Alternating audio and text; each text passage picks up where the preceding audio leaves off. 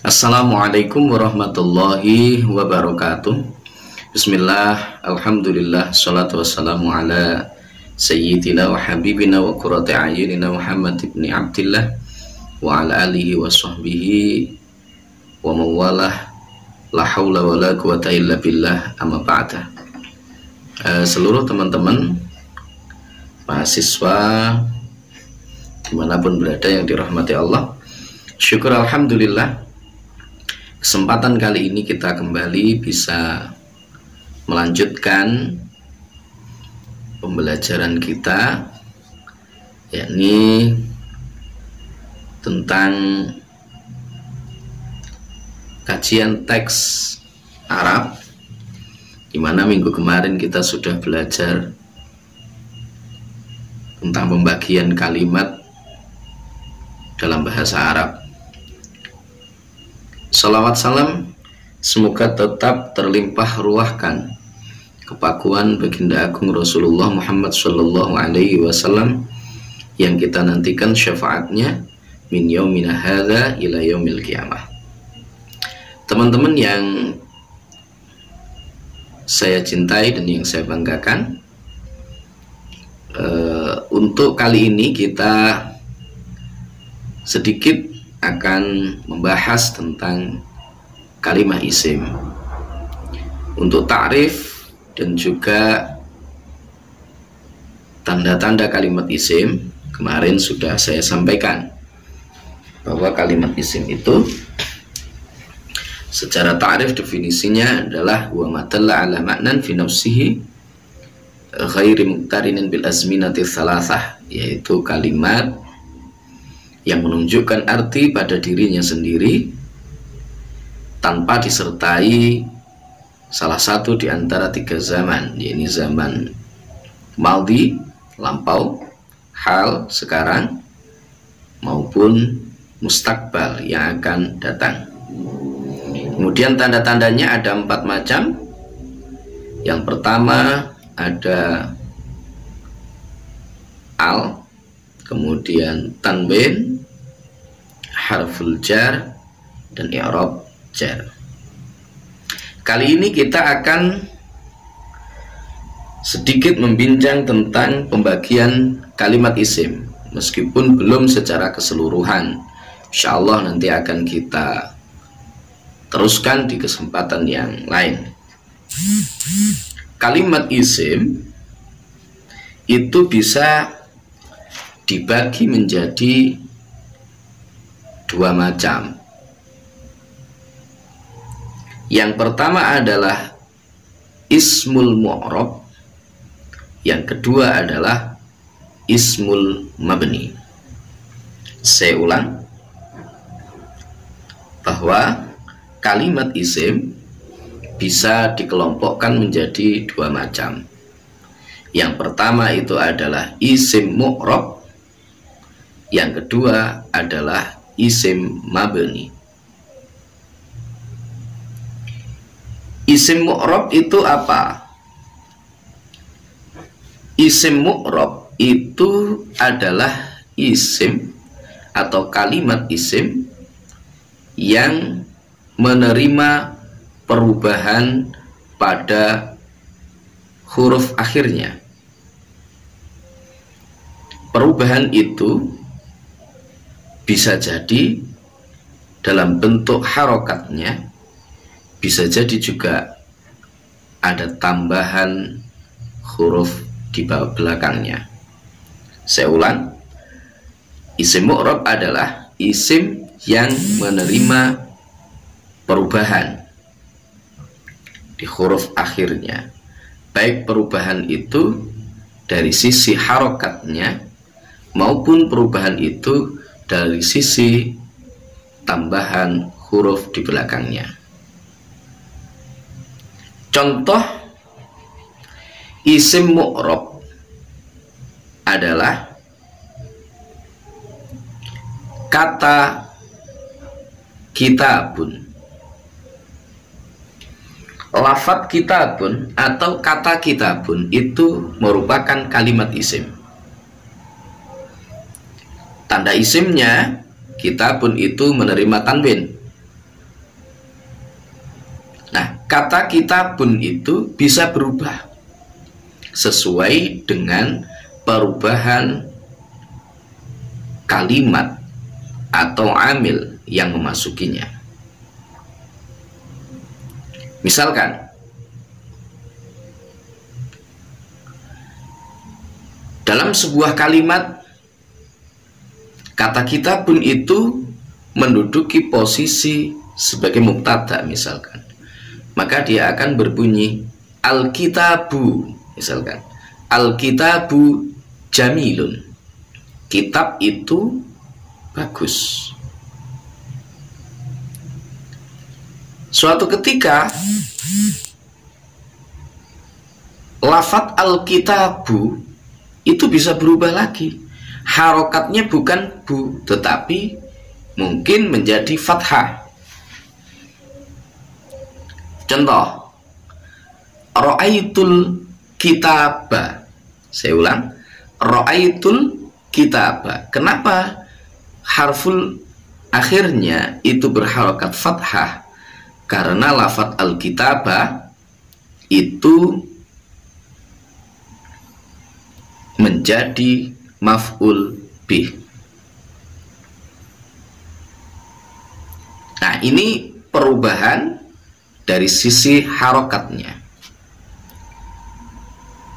Bisa juga berharokat kasroh, akhadtu bi kitabin, misalkan saya mengambil buku. Akhadtul kitaba, maaf ada kekeliruan ya. Misalkan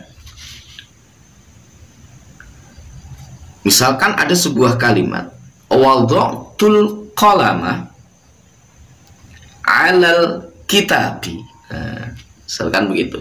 Wada'tul kitaba, wada'tul qalama 'alal kitabi. Lafadz al-kitab itu menjadi berharokat kasroh. Mengapa? Karena al-kitab itu dimasuki harful jar berupa huruf ala. Jadi ada perubahan di akhir huruf dari lafadz al-kitabu karena perubahan amil yang memasukinya. Nah, ini contoh dari isim mu'rab. Mu'rab yang berupa harokat. Kalau yang berupa huruf akhirnya ditambah, contoh misalkan kata kitabun itu bisa berubah menjadi mutsanna tasniyah. Misalkan di situ akhadtul kitabaini, saya mengambil 2 buku. Maka di situ harful akhirnya ditambah dengan ya nun. Mengapa? Karena dia ismul mutsanna. Saya ulang sekali lagi, kata al-kitabu bisa menjadi al-kitabani, bisa al-kitabaini, karena di situ dia berubah menjadi ismul mutsanna. Kejelasannya nanti akan kita bahas pada beberapa pertemuan barangkali yang akan datang, yang akan membahas tentang pembagian isim berdasarkan kuantitasnya. Ada isim mufrad, ada mutsanna, ada jamak. Nanti akan kita bahas di kesempatan yang lain. Nah, kesempatan ini kita fokus pada al-mu'rab wal mabni, yakni ismul mu'rab dan ismul mabni.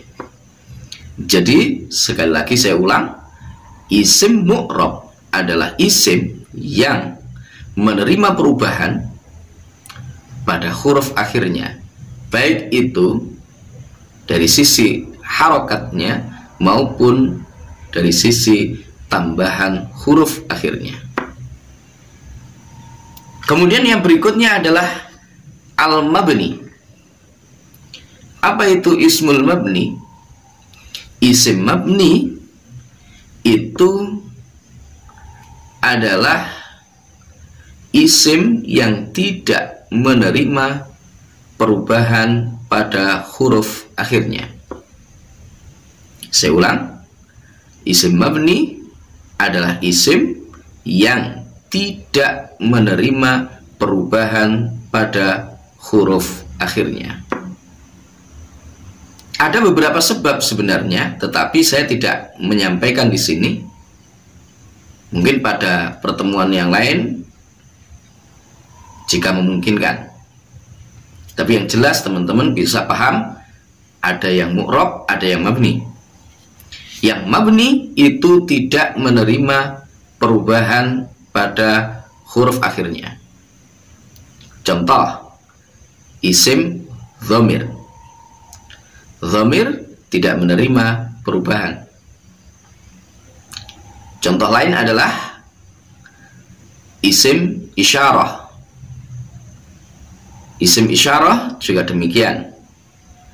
Dia tidak menerima perubahan pada huruf akhirnya. Kemudian juga isim mausul. Contoh yang merupakan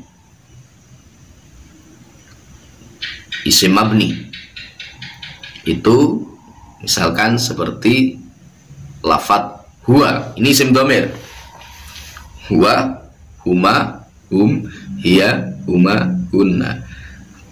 Anta, antuma, antum, anti, antuma, antunna, ana, nahnu, dan seterusnya. Yang seterusnya maksud saya iyaka, iyakuma, iyakum, dan seterusnya. Kaki, kumakum, dan seterusnya. Hu, ha, huma, hum, dan seterusnya. Jadi asma'ud dhamair itu hukumnya adalah mabni. Kemudian ismul isyarah, kata tunjuk. Ismul isyarah itu kata tunjuk. Ada hadza, ini untuk sesuatu yang dekat. Hadhihi, ini juga. Kalau hadza untuk laki-laki, hadhihi untuk perempuan. Hadzani, hadzaini. Juga hadzani, hataini, dan seterusnya. Ini masuk isim isyarah. Dzalika, tilka. Haulai, ulaika. Nah, dan seterusnya. Itu masuk dalam bagian ismul isyarah. Ismul isyarah hukumnya mabni. Saya ulang. Ismul isyarah, asma'ud dhamair, hukumnya adalah mabni. Yang terakhir, ismul mausul. Ada allazi, allati, allatani, alladzina, dan seterusnya. Alladzani, allatani, dan seterusnya. Wes, yang banyak itu. Itu semuanya juga demikian. Ada man mausulah, ada ma mausulah, dan seterusnya. Yang penting teman-teman, kesimpulan dari pertemuan kita kali ini bahwa kalimat isim itu bisa dikelompokkan menjadi dua. Yang pertama adalah isim mu'rab, yaitu isim yang menerima perubahan pada huruf akhirnya. Baik perubahan itu dari sisi harokatnya maupun perubahan itu dari sisi hurufnya. Dan yang kedua adalah bahwa di antara isim itu ada yang disebut dengan ismul mabni, isim yang tidak menerima perubahan pada huruf akhirnya. Baik, terima kasih teman-teman. Mungkin itu sekedar bahan bagi teman-teman semuanya untuk melakukan analisa terhadap teks kedua yang nanti akan kita pelajari setelah ini. Terima kasih. Silahkan melakukan analisa, memahami satu persatu kalimat-kalimat yang ada di dalam teks bacaan yang telah teman-teman terima semuanya. Terima kasih, semoga sukses. Wallahul muwaffiq ila aqwamit thoriq, billahi taufiq wal hidayah. Wa min Rasulillah sallallahu alaihi wasallam asy-syafa' wa tarbiyah.